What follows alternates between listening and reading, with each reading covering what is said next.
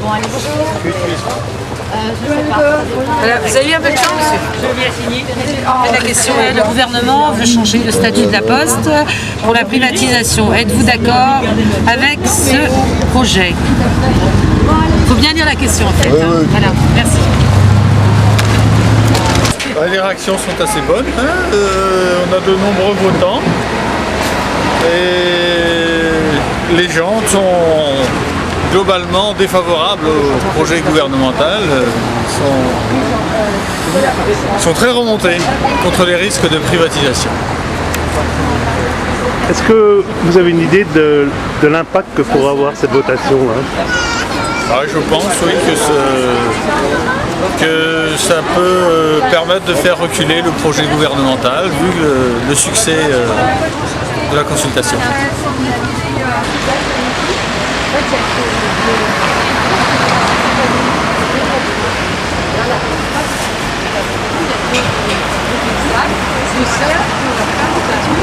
Et c'était l'heure de sortir les vaches. La France est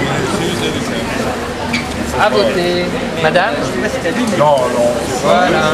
Hop, très bien. Merci à vous. Bonne journée, mesdames.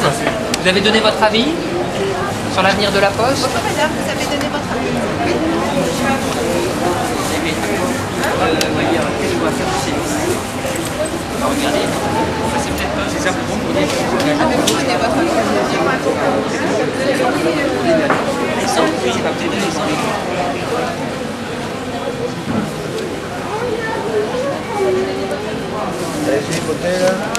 À voter.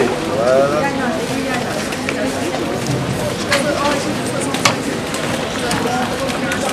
Parfait, merci. Vous pouvez me dire pourquoi vous avez voté non, madame?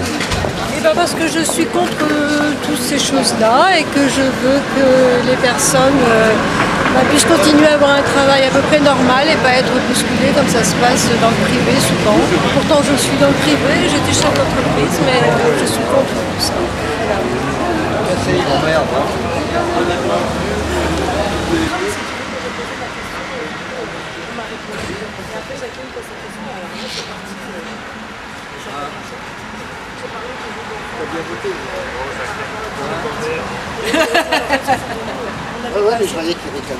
Vous pouvez me dire ce que vous avez voté là, monsieur?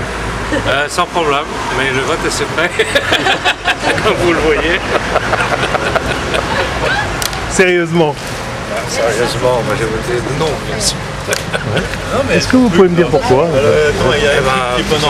Parce que c'est la suite logique de ce qu'on voit et on sait très bien par quoi ça va tourner.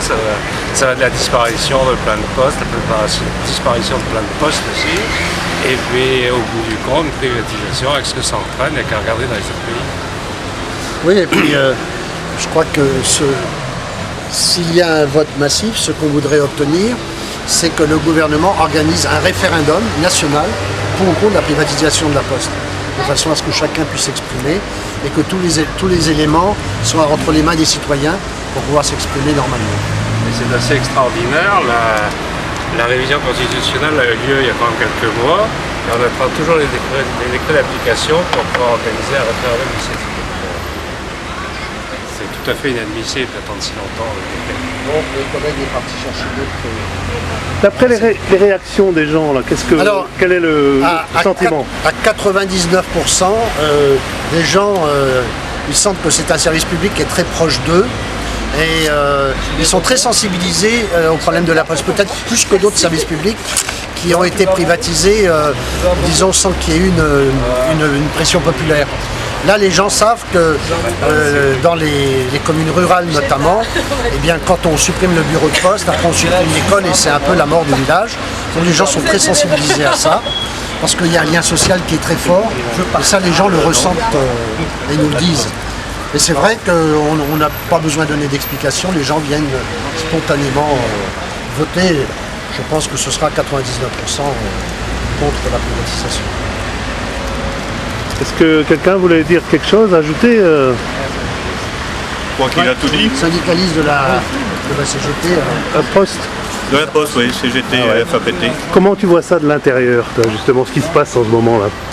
Ce qui se passe en ce moment, oui, donc c'est le changement de statut que veut instaurer le gouvernement et le président de la Poste, hein, ce qui n'est pas changement de statut qui n'est pas commandé par Bruxelles, puisque bon, la concurrence est déjà là sur le marché, hein, donc ça ne va rien changer. Donc ce qu'on veut, nous, c'est, on ne veut pas le statu quo non plus, hein, on veut des améliorations, hein, donc, mais tout ça en restant public, service public, parce qu'on sent que c'est quand même le plus grand service public qui existe en France. Hein. On est le plus gros employeur après l'État. Et si on passe en société anonyme, qui veut dire privatisation, on ne peut qu'avoir une masse, une casse de l'emploi massive. On est confronté à comment dirais-je, à une concurrence mondiale. Moi, je ne suis pas pour, mais qu'est-ce qu'on peut faire? Mais la concurrence est déjà là, de toute façon. La concurrence est déjà là. Oui, mais d'accord, mais alors... Par exemple, dans les petites communes où ils ont fait disparaître des bureaux, où ils vont faire disparaître des bureaux, il y avait une occasion en or pour regrouper plein de services publics à l'intérieur de la... Oui, c'était une occasion. Ils ne l'ont pas fait. Pourquoi l'État donnerait plus à la Poste qu'à Tantôt, qu'à machin, qui crée des emplois? Parce qu'il y a des missions de service public. Donc elle le doit. Moi je voudrais. Mais les missions de service public, après, elle peut le donner à n'importe qui. Mais vous ne trouvez pas que la mission de service public, c'est quand même avant tout la défense des emplois de fonctionnaires qui sont là? Mais vous savez combien il y a de fonctionnaires à la Poste? Oui, il y a quand même une certaine quantité, hein, 60%. Oui, de moins en moins. Hein. Voilà, oui. Je peux vous dire que dans 5 ans, on ne sera plus à ce niveau-là. Hein. Parce que des recrutements de fonctionnaires à la Poste, il n'y en a plus depuis des années. Je suis d'accord. Mais vous voyez, quand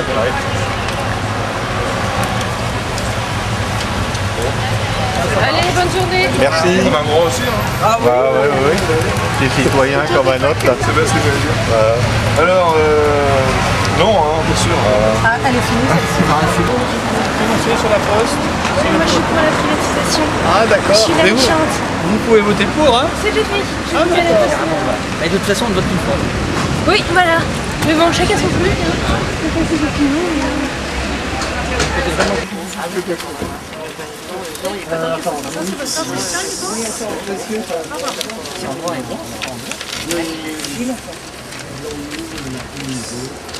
J'ai quelques noms là. Non, on m'a dit que c'était chez nous encore. Ah, Jean, où il est? Alors, c'est ça, 16 oui et 6 blancs ou nuls. 7. Ah, 7 oui. Non, Non, 16 et 16. 16 oui et 7. 7 blancs. Donc, alors, 23 moins 23, ça veut dire 6 et 856. Donc, parce qu'il y a 856 non, sur 879, parce que pour le détail, il a aimé ça. Je peux appeler. Oui, c'est un beau succès parce que le vote a été concentré sur un jour et demi. Alors, dans certains lieux, ils ont fait ça sur la semaine. Et moi ici, parce que je vais récupérer toutes les listes d'émargement là. Et pour obtenir un référendum, il faudra 10% du corps électoral. Il faut quoi 10% 10% du corps électoral pour obtenir un référendum, mais pour l'instant c'est impossible parce que la loi organique n'a pas encore été présentée. Mais bon, c'est atteignable.